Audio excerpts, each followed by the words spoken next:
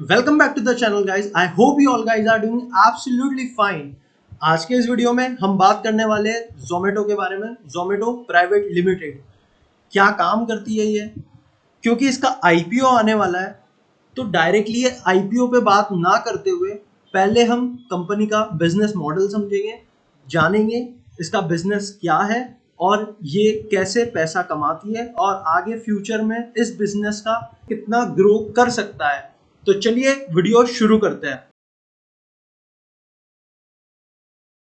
जी हाँ दोस्तों, जोमेटो जोमेटो एक ऐसा स्टार्टअप रिवॉल्यूशन है जो कि इंडिया में फर्स्ट टाइम किसी स्टार्टअप का लिस्टिंग होने वाला है और बीएससी पे काफी सारे स्टार्टअप्स की नजर इस आईपीओ पे होगी।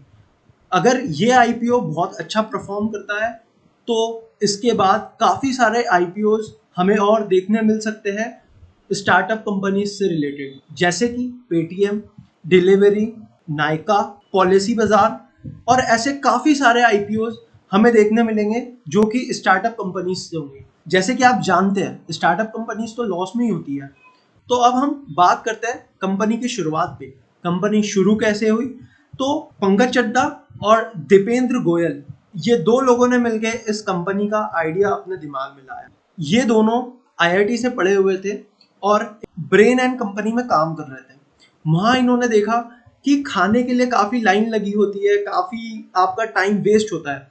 तो क्यों ना एक ऐसा वेबसाइट बनाया जाए जहाँ से आप सारे रेस्टोरेंट्स को देख पाए, उसका मेन्यू देख पाए, उसका प्राइस देख पाए और आप वहां से खाना ऑर्डर कर पाए। तो पहले इन्होंने स्टार्टिंग में ये करा कि इन्होंने एक वेबसाइट बनाया, फूडी बे।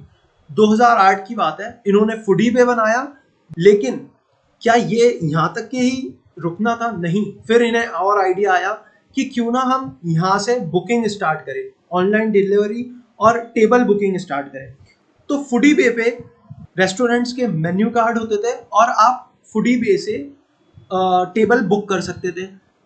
पहले ये वेबसाइट दिल्ली, मुंबई, कोलकाता और बेंगलोर जैसी बड़ी बड़ी सिटी में चालू हुई और इन्हें एक दो साल में ही अच्छा सा रिस्पॉन्स मिला। फूडी वे नाम सुन के लोगों के जुबान पे नाम नहीं चढ़ा, तो क्यों ना कंपनी का नाम बदला जाए, टोमेटो। तो टोमेटो से आया जोमेटो। जोमेटो कंपनी जो है ये ऑनलाइन फूड डिलीवरी का बिजनेस मॉडल पे बेस्ड है। जी हाँ, 2010 की बात है। इन्फो एज कंपनी, अगर आप स्टॉक मार्केट में जुड़े हुए लोग हैं तो आपने देखा होगा कि पिछले 2 महीने से इन्फो एज का शेयर प्राइस काफी ऊपर बढ़ चुका है। ऐसा क्यों हुआ दोस्तों? क्योंकि जोमेटो की कहानी में 2010 के बाद आया इन्फो एज। जब इन्फो एज के फाउंडर ने ये वेबसाइट देखी, जोमेटो की ऐप देखी, तो उन्हें काफी पसंद आई। उन्होंने ये मॉडल काफी पसंद किया। उन्होंने एक मेल किया दीपेंद्र गोयल को, उन्होंने इस कंपनी में इंटरेस्ट दिखाया। तुरंत वैसे ही दीपेंद्र गोयल का उन्हें रिस्पॉन्स आया और कुछ ही टाइम में एक डील साइन हुई इन्फो एज और जोमेटो के बीच, जो कि जोमेटो के लिए काफी फायदेमंद थी। जोमेटो को काफी अच्छी फंडिंग मिली इन्फो एज से, जिस वजह से उन्हें अपना बिजनेस ग्रो करने में काफी हेल्प हुई। और इन्फो एज क्योंकि ये मॉडल समझ चुका था बिजनेस का, उसे इसमें ग्रोथ अपॉर्चुनिटी मिल रही थी, दिख रही थी। इन्फो एज ने करीबन करीबन $1 मिलियन जोमेटो में इन्वेस्ट किया। अगर हम अब जोमेटो की बात करें तो क्या है जोमेटो का बिजनेस मॉडल? बेसिकली जोमेटो का बिजनेस मॉडल दो तरीके का है, B to B business, B to C business.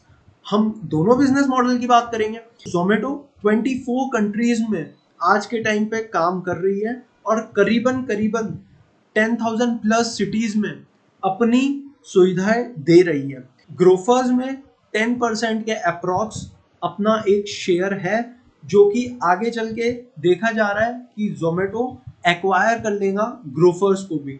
Zomato ने एक्वायर करा है उबर ईट्स को भी। जोमेटो का इंडिया में एक ही प्लेयर है जिससे उसका डायरेक्ट कंपटीशन है, वो है स्विगी। अगर हम B2C बिजनेस मॉडल की बात करें, बिजनेस टू कंज्यूमर, तो इसमें जोमेटो का पहला जो सेगमेंट है वो है फूड डिलीवरी का।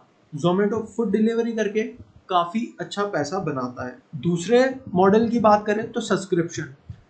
बेसिकली जो लोग काफ़ी ज़्यादा इस ऐप को यूज़ करते हैं, ज़ोमैटो उन्हें सब्सक्रिप्शन ऑफ़र बताता है, जहां आप सब्सक्रिप्शन ले सकते हैं तो आपको काफ़ी अच्छे अच्छे ऑफर्स ज़ोमैटो प्रोवाइड करता है। ज़ोमैटो का तीसरा B2C मॉडल है लॉयल्टी सर्विस। अगर अब हम B2B बिजनेस की बात करें तो ज़ोमैटो B2B बिजनेस में एडवर्टाइजिंग सर्विसेज पे काम करता है। बेसिकली ज़ोमैटो क्या करता है, अब ऐप पे अपने आप को प्रायोरिटी में लाना है तो वो ज़ोमैटो को कुछ पैसे पे करेगा, जिस वजह से ज़ोमैटो उसको अपने एल्गोरिथम के हिसाब से आगे लाएगा ताकि उसका कस्टमर रीच बढ़ पाए। इस तरीके से भी ज़ोमैटो काफ़ी अच्छा पैसा बनाता है रेस्टोरेंट से। दूसरा मॉडल इनका है सस्टेनेबिलिटी मॉडल।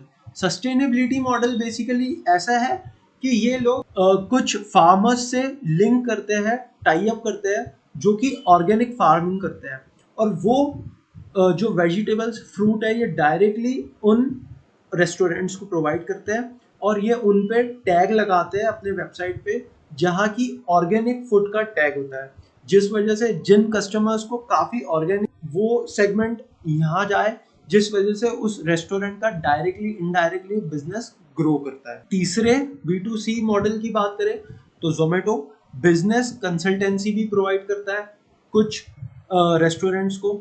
इनका ये मॉडल इस तरीके से होता है कि जैसे कि इनके पास काफ़ी अच्छा डेटाबेस है कंज्यूमर्स का, कस्टमर्स का, तो इन्हें पता है कौन सा कस्टमर कौन सी जगह पे कौन सा फूड प्रेफर करता है।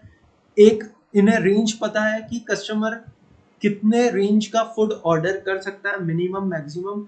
उस हिसाब से ये रेस्टोरेंट्स को वो लीड्स प्रोवाइड करते हैं, जिस वजह से वो लीड्स हेल्प करती है रेस्टोरेंट्स को अपना बिजनेस ग्रो करने में, और जोमेटो उसके रेफरेंस में उनसे कुछ पैसे लेता है। जैसे कि डोमिनोज ने ये मॉडल सेम यूज करा था जोमेटो के साथ। उसने नॉर्थ इंडिया और साउथ इंडिया में एक सर्वे के थ्रू ये जाना कि बिरयानी इंडिया में काफ़ी फेमस है, इस वजह से डोमिनोज ने ये बिजनेस मॉडल चालू किया। चौथा मॉडल होता है B2C में क्लाउड किचन। इससे फायदा क्या है? इससे फायदा ये होता है कि रेस्टोरेंट्स का जो काफ़ी एक बहुत बड़ा अमाउंट का खर्चा होता है, टेबल का, डाइनिंग का, लाइटिंग का, ये सारा खर्चा बच जाता है और जोमेटो आपको एक किचन प्रोवाइड करता है जहाँ की आप अपना फूड कुक कर सकते हैं और डायरेक्टली कस्टमर को प्रोवाइड कर सकते हैं, सप्लाई कर सकते हैं।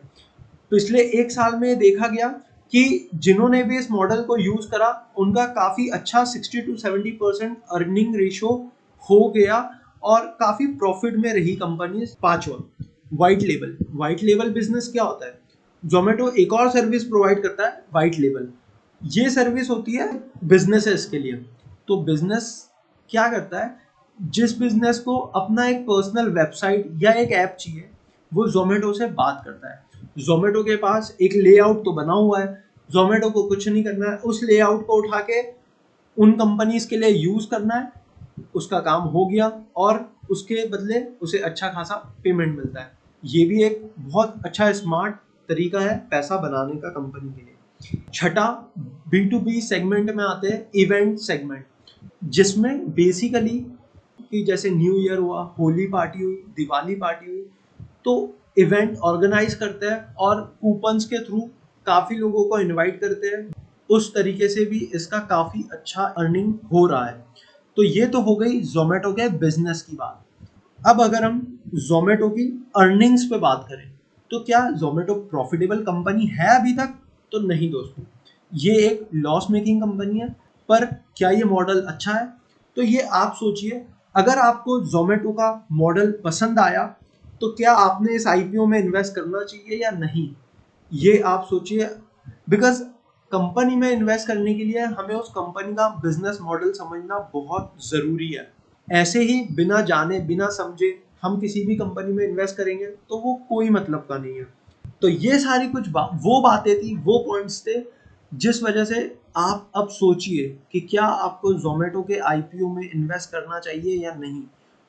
कल इसी वक्त मैं आपके लिए लाऊंगा जोमेटो के IPO का एक रिव्यू, जिस पे कि हम बात करेंगे कि IPO किस दिन आ रहा है, कब तक रहना है, कितने रुपए का आ रहा है और क्या प्राइस सेगमेंट में आ रहा है। इन सब चीज़ों पे हम कल के वीडियो में बात करेंगे। तो मिलते हैं दोस्तों अगले वीडियो में, तब तक के लिए बाय बाय, टेक केयर, अपना और अपने परिवार का ध्यान रखिए, सुरक्षित रहिए।